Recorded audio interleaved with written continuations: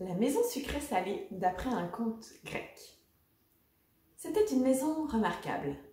Le sol, les murs, le toit, tout était en sel. À l'intérieur, canapé, chaises, table, lit, tout était fait en sucre. Dans cette maison sucrée-salée vivait un petit vieux tout en sel et une petite vieille tout en sucre. Ces deux-là s'aimaient très fort. Et pourtant, ils trouvaient toujours une raison de se disputer. Ouais. Quoi, ouais? Ouais. Ouais. Alors, non, bah dis. Ouais, ramène. Ouais, bah... Ce jour-là, ils se sont disputés plus fort que d'habitude. Et le petit vieux, en sel, dans un accès de colère, il a chassé sa petite vieille de la Ah, j'ai maison. bien Je compris. ramène l'homme frais ses cheveux, dis donc. Alors, hein? Ça vaut 2 minutes aussi, genre, hein? Hein? Va-t'en, allez, dehors. Je veux plus te voir. Sale petite vieille en sucre. Allez, du balai. La petite vieille, tout en sucre, est partie de la maison en claquant très fort la porte derrière elle, à la fois triste et en colère. Ah, tu veux que je m'en aille? Très bien, mais je te préviens, t'es pas près de me revoir. Elle a senti une larme couler sur sa joue, puis une deuxième. Et non, stop! Il ne manquerait plus que ces petites joues en sucre fondent. Elle a marché, et puis elle est tombée sur une vieille bâtisse abandonnée. Elle l'a retapée en 2 temps 3 mouvements pour s'en faire une jolie maison de pierre.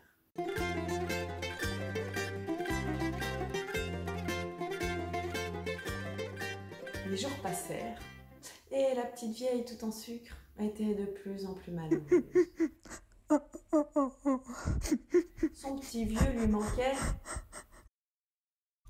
Un matin n'y tenant plus, elle est allée frapper à la porte de la maison de sel.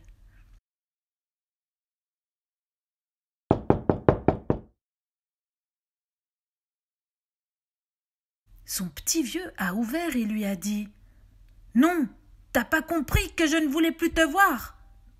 Et il a refermé la porte d'un coup sec. La petite vieille, blessée, a fait demi-tour pour rentrer chez elle dans sa maison de pierre. Elle a senti une larme couler sur sa joue, puis une deuxième et « Oh non, stop! Il ne manquerait plus que ces petites joues en sucre fondent. » Oh, se dit la petite vieille, si seulement le ciel pouvait pleurer à ma place, je ne risquerais pas de fondre au moins. Soudain, le vent se leva, le ciel s'assombrit, des gouttes de pluie tombèrent de ci, de là, et puis ce fut le déluge. Il pleuvait à verse sur le toit de la maison de sel, qui petit à petit se mit à fondre. Le petit vieux, voyant sa maison s'écrouler, est sorti de chez lui pour aller trouver refuge ailleurs.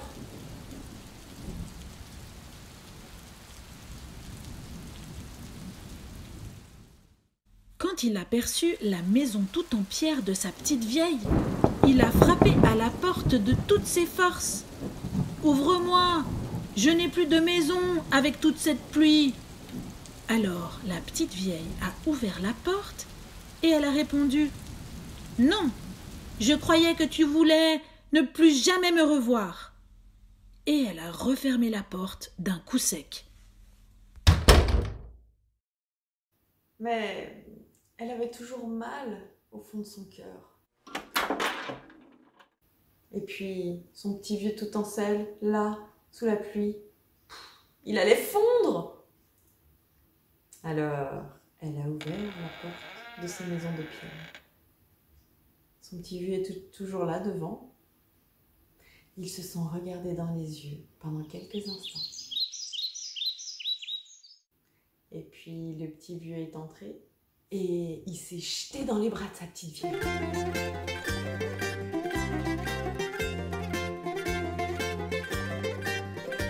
Ils se sont fait un gros câlin, suivi d'un long baiser sur la bouche.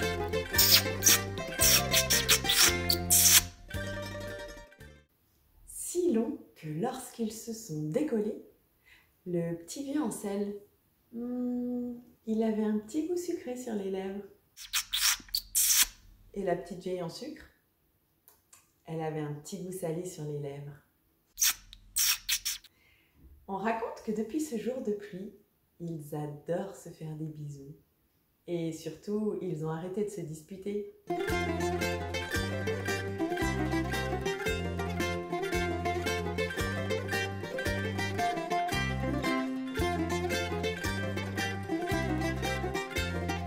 Non, il n'y a rien à voir avec tout ça. Il n'y a rien à voir. Il n'y a rien à voir avec... Oh, bah d'accord.